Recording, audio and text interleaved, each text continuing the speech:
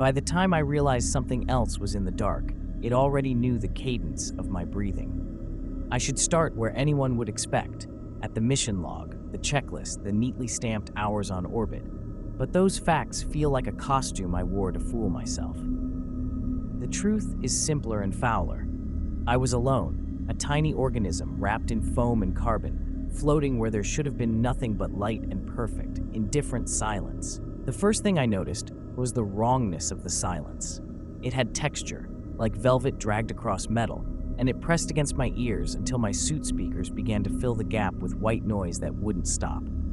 That static never matched the radio.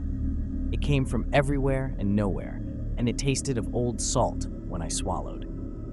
We were a 4-man crew on a routine resupply to a remote relay. The relay went dark 36 hours out from the safe corridor. The feed cut, the telemetry misread distances by kilometers, and the stars themselves seemed to shiver when we pointed our scopes. I volunteered for the EVA because volunteering is the easiest way to feel brave in space. You move, you act, you have tasks. The tether paid no mind. The airlock hissed like a tired animal as I pushed out, and my legs trembled from the sudden, beautiful absence of gravity. Out there, without the ship's hum to anchor me, noises became accusations. My helmet amplified them, my own pulse a drum, the faint creak of a joint, the sigh of cooling metal. Then came the other sounds, wet slaps against vacuum, a whisper of traction across the hull, the soft, deliberate rubbing of something that knew how to be soft and precise and utterly alien. Instruments flickered. The camera feed caught nothing for a beat, then it caught the suggestion of motion, an inky smear parted by the distant glint of a porthole, and I thought it was a trick of light. I told Mission Control that. I said, probably glare, and they believed me because we both preferred it. I saw it properly when I drifted past the relay's shadow. For a second, the universe was a negative photograph, stars inverted, depths blacker than any night on Earth. And then the shape resolved, not corporeal like a ship, but living in the way something that moves without joints can be living. Tentacles, if you want a word, trailed like ink ribbons, cutting the dim like slow knives. They weren't many. They were an economy of limbs that suggested an organism built for patient tasks. Where you would expect a head, there were 2 lights, like old diving lamps, burning with a steady, white hunger. My visor reflected them like an otherworldly cathedral, and in that reflection, my face looked thin and wrong. My mouth filled with the taste of metal and memory. The suit's heater thrummed and failed for a heartbeat, and in that breathless slice, the lights blinked once as if acknowledging me. I reached for my tether to test the world, not just because survival protocol said so, but because I needed the cold, familiar weight to prove things still obeyed physics. My hand closed on wet rubber that wasn't wet. It left a smear of something that looked like oil and felt like velvet. Back on the comm, static rose to a low syllable that almost sounded like a name. I remember thinking, we're trained to ignore fabrications. The human brain is a conspiracy of pattern seeking, until patterns answer back. I don't know when the fear moved from my skull to my limbs. Fear in a spacesuit is a slow burn. You cannot run. You cannot flee. You can only hold your breath and listen as the cosmos rearranges itself around you. The relay's lights flickered. The tentacles shifted. And under the hum of my suit, beneath the mechanical steadiness that had kept me alive for years, something else began to pulse.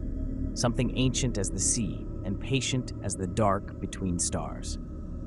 I didn't go back inside the airlock right away. Some part of me thought if I moved too fast, it would know. I drifted along the relay's hull, fingers brushing metal panels gone cold as a morgue slab, my visor fogging in shallow breaths.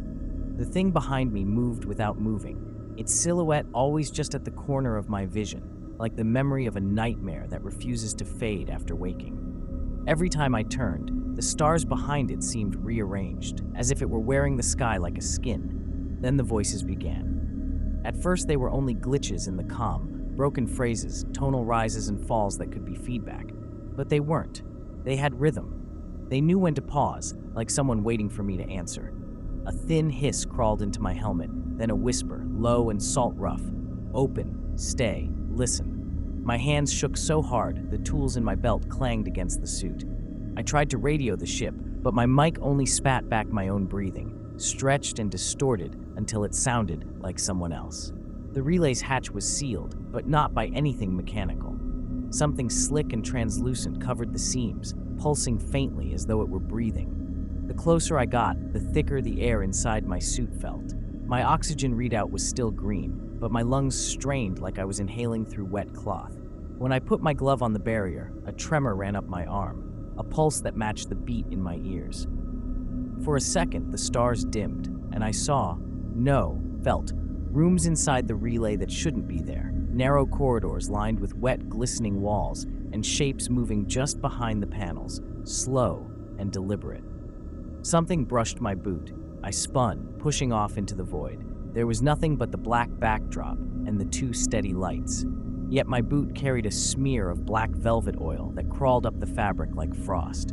I kicked, scraping it against the hull until it peeled away and drifted off like ash. Then the lights blinked again, once, twice, like a signal. My visor HUD went blank, all numbers gone, time gone. Only my reflection stared back at me in the curved glass, eyes wide, lips whispering words I didn't recognize. The whisper from the comm deepened into a low chorus, voices overlapping. "You are not lost, you are chosen." My heart hammered so hard the suit vibrated.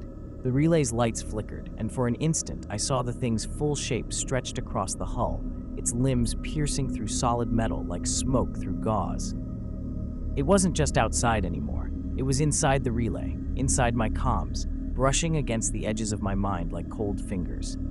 Images flooded me, salt oceans under alien stars, drowned cities, black stone temples, each flash punctuated by that pulse in my arm, in my skull, in my lungs. I screamed into the radio. No one answered. The stars around me dimmed, and I realized it wasn't the stars at all. It was the thing folding the dark over itself, drawing closer. My tether felt heavier, as though something was climbing it hand over hand, coming from the other side. The chorus hissed again, softer now, intimate. "Come inside."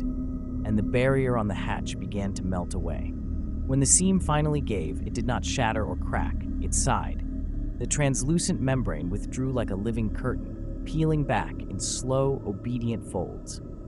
The relay's airlock yawned, and the world beyond it was not the sterile corridor I had memorized in training sims.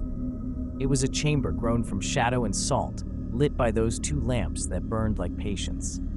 The smell hit me first, not the antiseptic tang of recycled air, but something older, an ancient brine mixed with the copper of blood and the sweet rot of seaweed left to sun. Even through my helmet, the scent arrived as a pressure behind my nose, a remembered ocean that did not belong to Earth. A limb, more precise than any muscle I knew, slid past the threshold. It left a wet track across the grated floor, and where it touched the metal, the plating shimmered like water disturbed. The texture was wrong, not slimy, but soft as memory.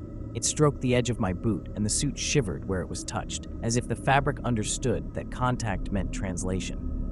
The suit's HUD tried to describe the physics: pressure stable, oxygen nominal, suit's integrity uncompromised. Those words felt useless, like a child's label on a foregone truth. It whispered into my ear, not through radio, but inside the little hollow behind my left ear where childhood echoes hide. The voice had no words I could translate, but meanings assembled themselves from the scaffolding of my life. The smell of my mother's kitchen, the first time I learned to read the night sky, the precise angle the sun made on my father's watch. Each memory unspooled in a ribbon of feeling, and the thing tasted them, pausing on the salt of grief, savoring the small betrayals. With every recall, something in me rearranged. Panic tried to rise like a tide, but panic was a surface thing, and the thing weaved itself deeper. It probed my mind with soft intelligence, sending images that were not mine, but fit comfortably into the spaces my mind had left free. A city half sunken, a choir of drowned faces, hands raised in a prayer that was not a prayer. I resisted. I hammered at the comm, shouted names of crewmates, shouted coordinates, shouted the protocol for contamination, the checklist that had kept me sane. My voice sounded small, like pebbles dropped into an ocean. No reply. The ship was gone from the comm grid. My messages dissolved into a bubble of static that the thing made. Then it touched the visor. The contact was not forceful. It was a cool, deliberate smear, and in that smear the world inverted. Through the glass, I saw not my face, but a litany of other visors. Faces that weren't my crew, but strangers in different suits, each reflecting the same two lights, each with the same thin panic.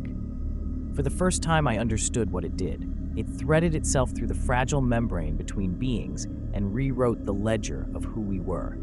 It didn't eat flesh. It consumed certainty, cataloged histories, and folded them into whatever it called home. I should have sealed the hatch and cut the tether.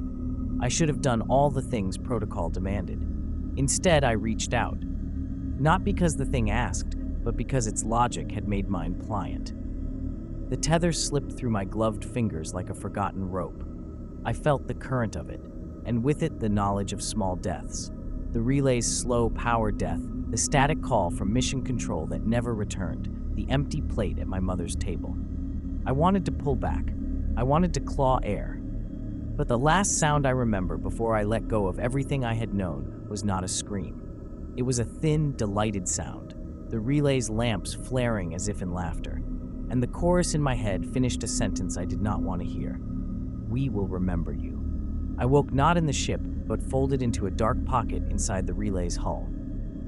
My gloves were not mine. My voice when I tried to speak came out as a pattern of clicks that the thing might have used as names. Outside, through a small porthole, I watched the stars rearrange themselves around a new silhouette, my silhouette, and I realized with a cold clarity that survival had a price. I could be whole and nameless, or named and hollow. So I'm telling you this because some part of me remembers what I was allowed to keep. If you ever come across an abandoned relay with two steady lights, do not listen to the silence. It will offer you memories like bread. It will ask you for a story. And when it asks your name, do not answer. It already knows it.